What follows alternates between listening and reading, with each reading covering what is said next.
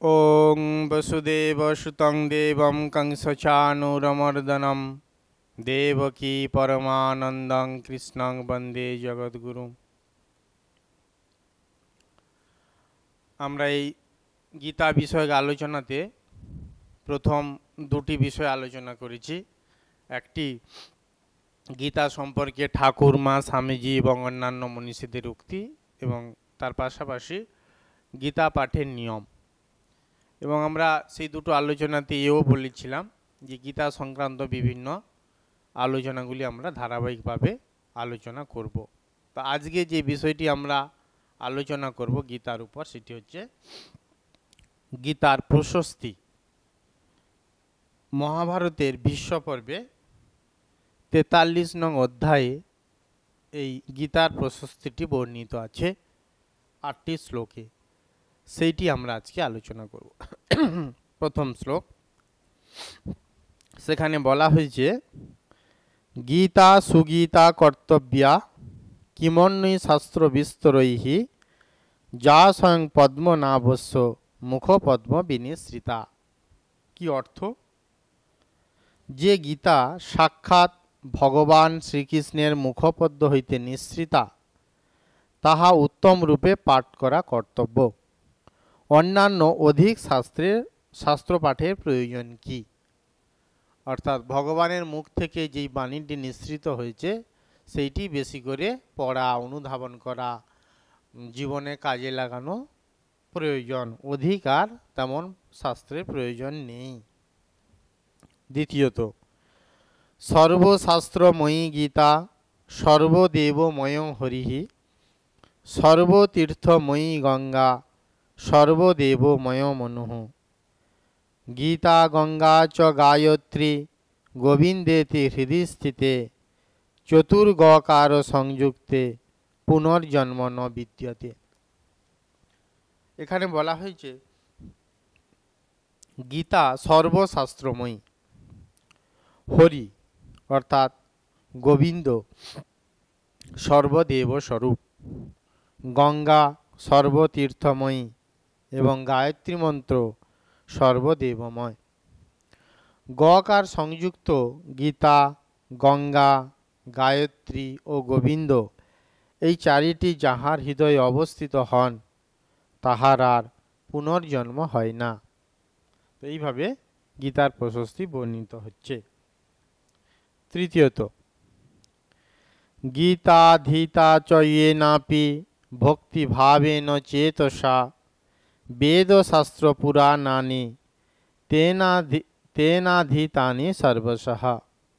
অর্থাৎ ভক্তিপূর্ণ চিত্তে যিনি গীতা পাঠ করেন তিনি বেদ, পুরাণ প্রভৃতি সর্বশাস্ত্রের সারমর্ম অবগত হন। আমরা পূর্বের আলোচনাতে দেখেছি স্বামী বিবেকানন্দের মত যে সমগ্র উপনিষদের যেন জিষ্ট সারাংশটি যেন এই গীতাটি।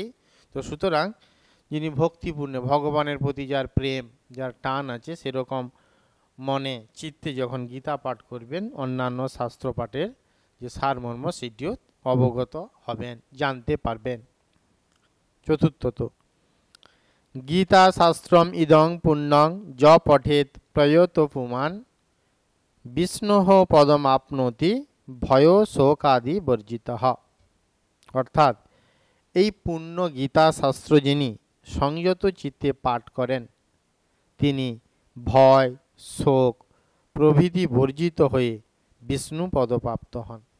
ভয় শোক চলে যাবে। আমাদের রাজা মহারাজ স্বামী ব্রহ্মানন্দজি তার সাধন প্রসঙ্গে বিভিন্ন কথা বলতে গিয়ে তিনি বলছেন যে যখন মনের একটু ঝঞ্ঝা বয়, যদি জোরে গীতা পাঠ করা হয় তাহলে মনের একটা শান্তি, একটা উচ্চ আধ্যাত্মিক অবস্থা বজায় থাকে। এমনই গীতার মহিমা। পঞ্চম, গীতাধ্যায়নশীলস্য প্রাণায়াম পরস্য চ নৈব সন্তি হি পাপানি পূর্বজন্ম কৃতানি চ। অর্থাৎ যিনি গীতা অধ্যয়নশীল এবং যিনি প্রাণায়াম পরায়ণ তাহার পূর্বজন্মকৃত পাপ সকল নিশ্চিত রূপে থাকে না। পূর্ব জন্মের জন্মান্তরবাদ যে আমরা বিশ্বাস করি, সেই পূর্ব জন্মের সকল পাপ নিশ্চিত রূপে ধুয়ে যায় যিনি গীতা অধ্যয়নশীল, অধ্যয়নরত, পাঠ করেন। ষষ্ঠ, মল নির্বচনং পুংসাং জল স্নানং দিনে দিনে সকৃত গীতাম্ভসি স্নানং সংসার মল নাশনম। কি বলা হয়েছে এতে? যে প্রত্যহ জলে স্নান করলে পুরুষের মালিন্য সকল দূরীভূত হয়, কিন্তু একবার মাত্র গীতারূপ জলে স্নান করলে সংসার রূপ মল নাশপ্রাপ্ত হয়। গীতারূপ জলে স্নান করা মানে হচ্ছে, যেমন জলে আমরা ডুব দিই, অবগাহন করি, তেমনি গীতার যে অর্থ, তার যে শ্লোক, তার যে ভাবার্থ, সেইগুলো উচ্চারণ করে জীব পবিত্র করা, মনকে শুদ্ধ করা, জীবনে কাজে লাগানো, সমগ্র দেহে মনে যেন গীতা অনুসৃত হয়ে থাকে।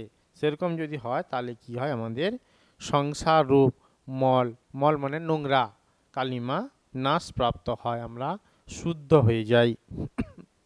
সপ্তম, ভারতামৃত সর্বস্বং বিষ্ণু বক্ত্রাদি নিঃসৃতম গীতা গঙ্গোদকং পিত্বা পুনর্জন্ম ন বিদ্যতে।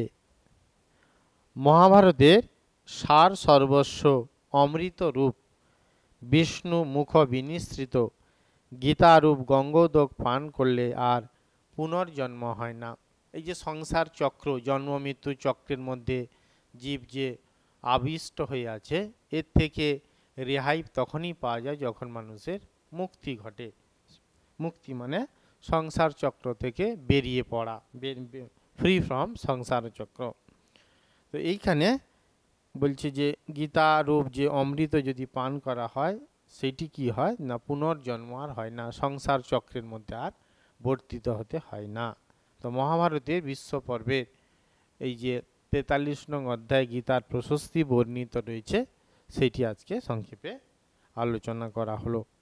ভগবান শ্রীকৃষ্ণের চরণে ভক্তিপূর্ণ প্রার্থনা জানাই, এই যে তার মহৎ বাণীরূপ গীতা, তার যে হৃদয়, আমাদের হৃদয়ে প্রথিত হোক, আর তার থেকে যেমন বীজ থেকে চারা গাছ হয়ে ফুলে ফলে পল্লবিত হয়ে তার সার্থক হয় সেই বীজটির, তেমনিভাবে ভগবত গীতা আমাদের হৃদয়ে স্ফুরিত হয়ে তার যে অর্থ, তার যে আধ্যাত্মিক শক্তি, তার যে পবিত্রতা আমাদের জীবন মনকে ধন্য করুক, আধ্যাত্মিক আনন্দে ভূষিত করুক। ভগবান শ্রীকৃষ্ণের চরণে আমরা এই প্রার্থনা জানাই। আজকে আমরা আলোচনা এখানে শেষ করি। ওম শান্তি শান্তি শান্তি। হরি ওম তৎসৎ। শ্রীরামকৃষ্ণার্পণমস্তু।